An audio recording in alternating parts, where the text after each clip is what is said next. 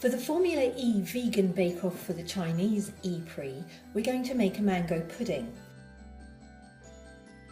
So into a saucepan you need to add 125 millilitres of water and then put it on the hob and bring to the boil.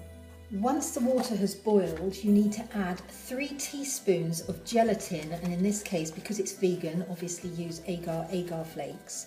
You need to add 3 teaspoons to the boiling water and stir it with a fork.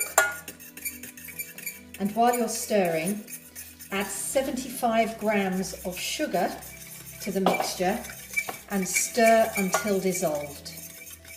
Once the sugar has dissolved, you need to add 250 millilitres of coconut milk and the flesh of 2 medium to large mangoes, or you can just use a tin.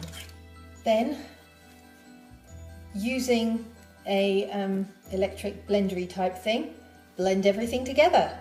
Once everything has blended together, pour it into a glass jar, or several glass jars, and leave to cool in the fridge for at least 2 to 4 hours.